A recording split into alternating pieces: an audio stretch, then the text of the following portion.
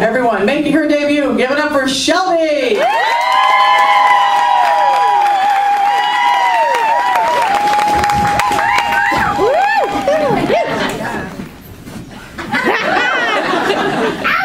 I hope I'm not the one that looks like it's my first time.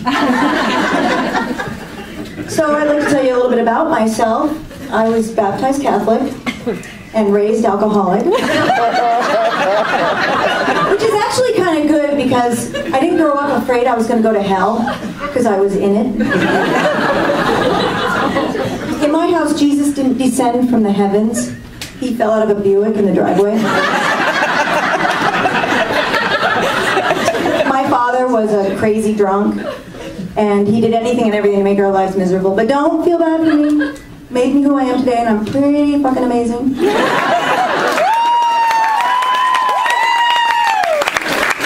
right, this is fun.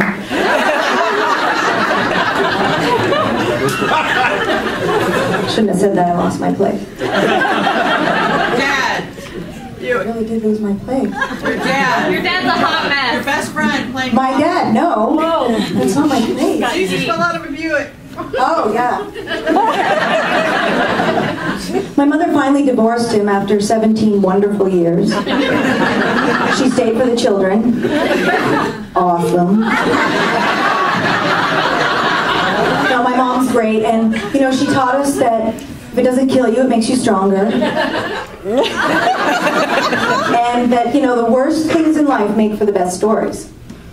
I'll never forget playing Monopoly for hours in my living room with my best friend Mary, who lived next door. She was the only friend I invited over because she knew what life was like in my house, and I promised to keep buying her cigarettes. My father was always passed out in the bedroom, but he'd make an appearance at least once to use the bathroom. Now, keep in mind, to get to the bathroom from my parents' room, you had to pass through the living room.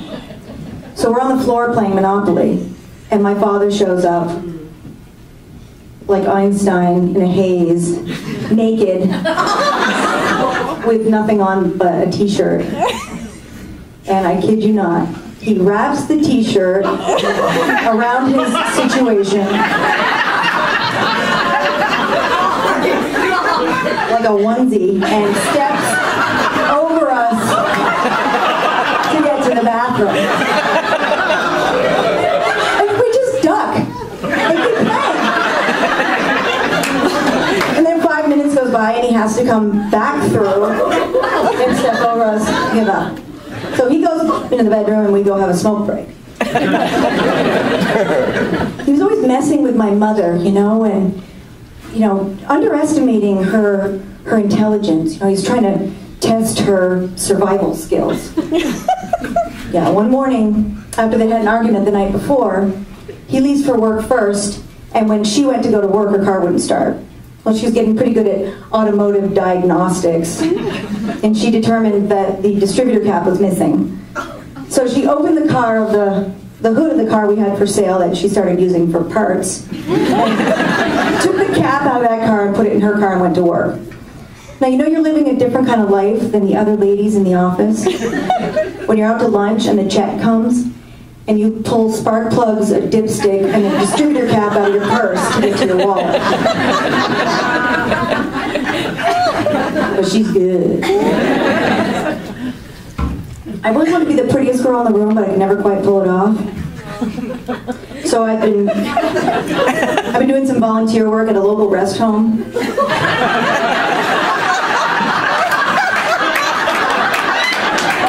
In tight jeans and hooker heels. And I'm telling myself that the men are drooling because I'm hot and not because they're 100 with no teeth.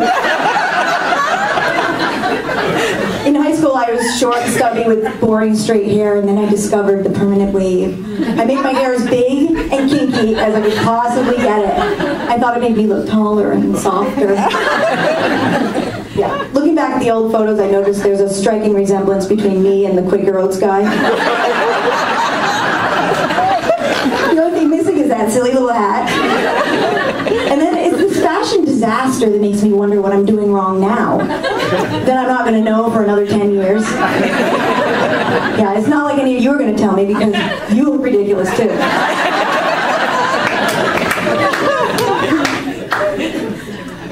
Let's see. I suck at relationships, but I'm taking full responsibility by consciously blaming my parents.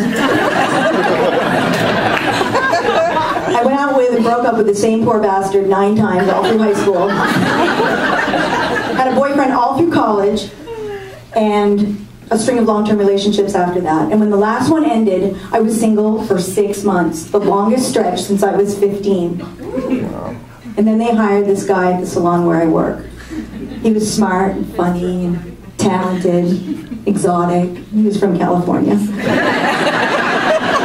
Unfortunately, he was also a homeless alcoholic. That's when I knew I had to have him.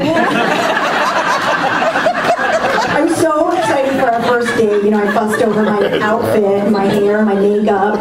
And when I went to pick him up at the local bar, he was wasted wearing yesterday's clothes. I'm not supposed to say true story, but it's a true story. So I did what, you know, any intelligent, self-respecting woman would do. I married him. Oops, my bad. Oh, that didn't work out. So I thought, you know, maybe I should start dating women. That didn't work out either. So I've made an awesome realization about myself. I'm not a heterosexual, and I'm not a homosexual. I am a nomosexual.